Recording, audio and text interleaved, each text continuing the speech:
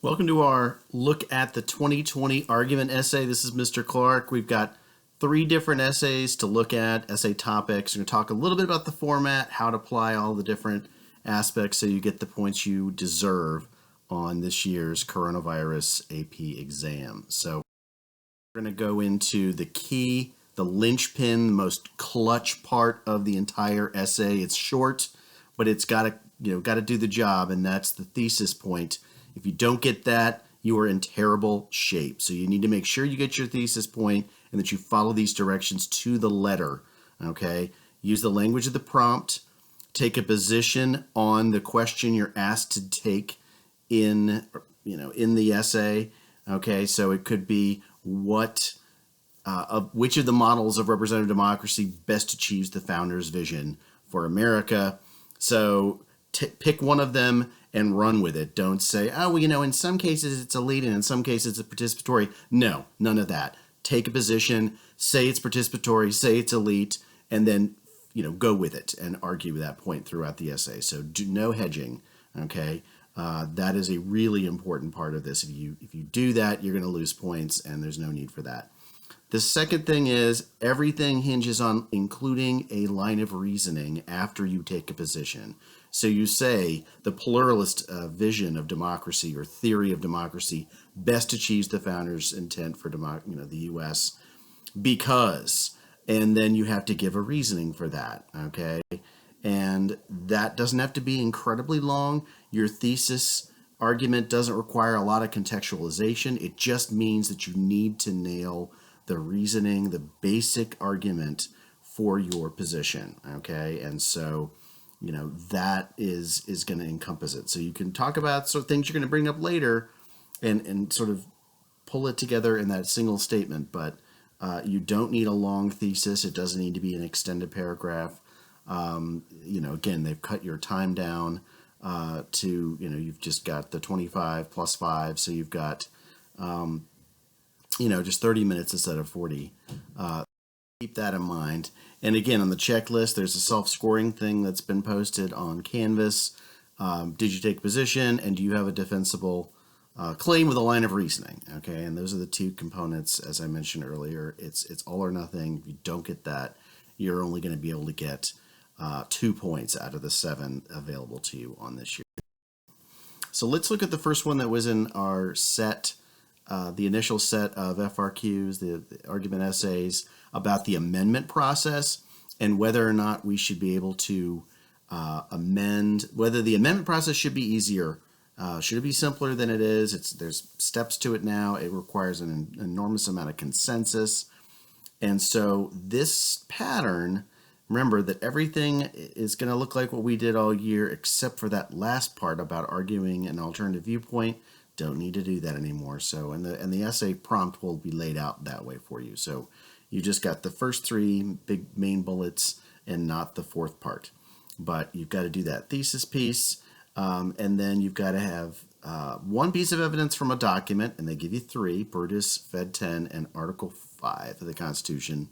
And then the second piece of evidence can be, say you argued Fed 10 and Article 5, that's fine. You can do that. But then there's that off-ramp, and we talked about this earlier. There's an off-ramp where you can talk about something else that that's an argument against or for making that position, taking your position, so your thesis. So again, it could be really kind of broad. We'll get into an example of that in the future, but don't forget that you've got that document off-ramp. You don't want to do 2 of the documents, that's okay. Just come up with another point and specify that, provide some examples, and you'll be fine. And they have these 2 things, talk about the evidence and the relevant information, and then use reasoning. And of course, what you want to do is use the reasoning in the same paragraph that you're providing a discussion of the evidence itself. So you talk about Brutus 1, then at the end you want to say, Brutus 1 supports my argument. Just finish up that paragraph with Brutus 1 supports my thesis because, and just, basically tell the reader, hey, I'm talking about the reasoning point. I've transitioned from describing what the evidence is to why this supports my claim. So there's nothing wrong with it just sort of hitting them over the head and giving them a very explicit statement about. So this is ones that were provided on the College Board for that amendment process. You know, question, the essay about this, and so these would all have gotten the point under this under the rubric that they have with this. That it would it should be simplified. The first one says it's very clear. It should be made easier. So we do want a simplification of the amendment process. And then there's that all-important because statement. And then it follows up with a line of reasoning. The Constitution's a living document, and it needs to be flexible enough to adjust to modern day America. So we have a clear position. We need an easier amendment process. Because in the middle of that sentence, and then a line of reasoning, which is the flexibility to adjust to modern conditions. Okay. And again, that doesn't elaborate a lot. That's what your reasoning points are, and that's what your evidence points are for. But you do need to lay out that line of reasoning. Same thing here with the other path. You take a second path that says, no, we should not make it easier. The framers got it right in the first place. At that point, you just use the because statement.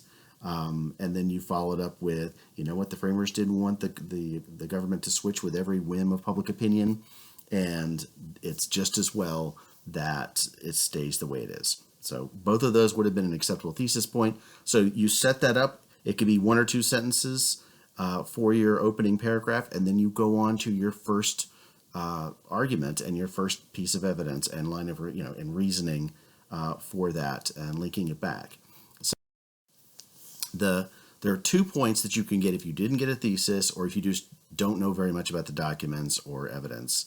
And so if you described things about the documents and they were topical, but not thesis based. And so you say something correct about Federalist 10. It isn't based on the amendment process. It doesn't tie into, it's an accurate statement, but it doesn't tell us why this means the amendment process should change one way or the other. And so a factual statement about Article 5 or a factual statement about Brutus, those are all correct statements. You would get 1 point. That basically, and you could look at this as sort of a pity point. You don't have a thesis to hinge this on and to hang it on, and you can't get any points for reasoning. But you can get 2 out of 7 just for knowing something about the document and elaborating on that. But again, you're sort of going off of you're not following what the question is actually asking you to do, but those would all be acceptable to get your 2 points. Of course, we want to do better than that. So there's 1 point for the thesis, and then you end up having 3 points for each of your arguments. That initial one, which is just knowing something relevant or having a relevant statement, but then it jumps right down to getting a second level, a higher level a piece of evidence argument that is that this does support your claim or thesis, that it is relevant to the claim. And so something can be relevant to the claim and actually not be expressly explained how or why it's tied to the claim. And that's where the third point for each of your arguments comes in, which is how it supports the claim.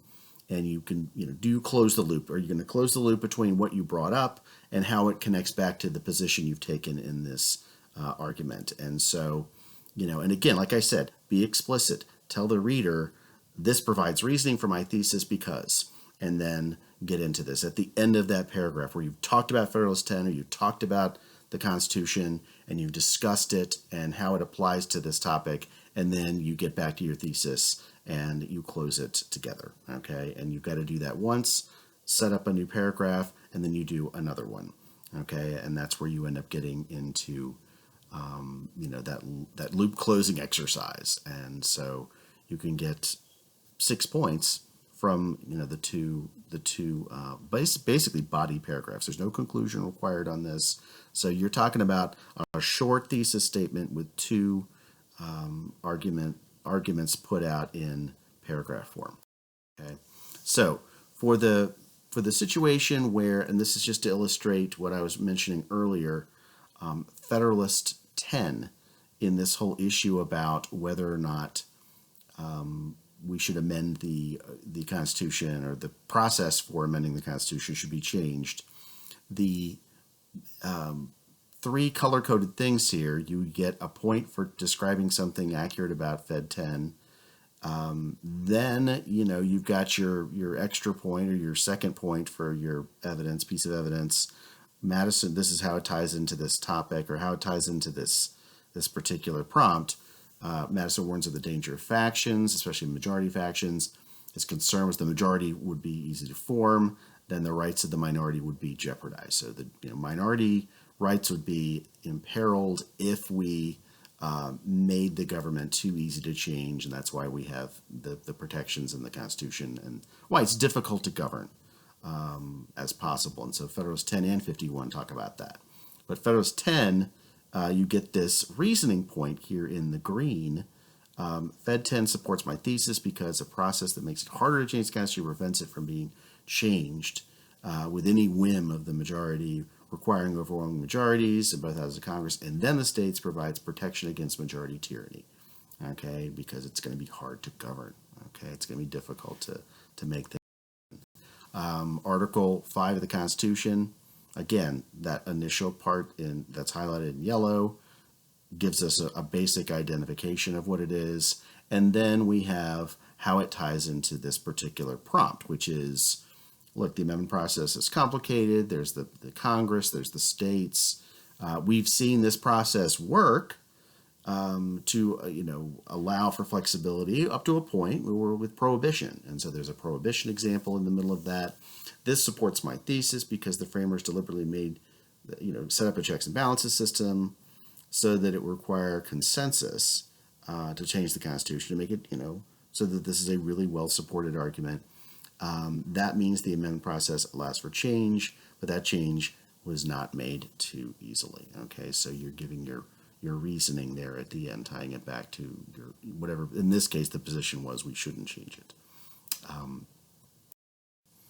All right, and to close this out, we've got the document off-ramp, and I just picked two things here that you could have talked about on this amendments question about blocking necessary reform. So this is sort of taking we should make it easier because of things like the Equal Rights Amendment, and we need a flexible Constitution that can adapt to current issues, current topics, and controversies. Why should we, why is this an obstacle to necessary change that we might have in expanding rights, for example, for, in this case, women's rights? So that would be one potential off-ramp there. But of course, you went the other way, and you were saying, the framers got it right. And in this case, you're making an argument about necessity. We've already got an expansion of rights through the courts, and the courts have made various rulings from, as the examples that are listed there. And so we've had all kinds of expansions in individual rights over the last century, and we didn't have to amend the Constitution in most of these cases. The courts have judicial review, and they're able to apply it, and they're able to protect our rights. So we don't have to make everything a particular amendment and go through that process. So that sort of necessity argument would work too. So anyway, that just closes up our look at this overview on the questions, as well as number one, and we'll get into the second and third argument essays in another future installment. So thanks for tuning in, and I will talk to you later.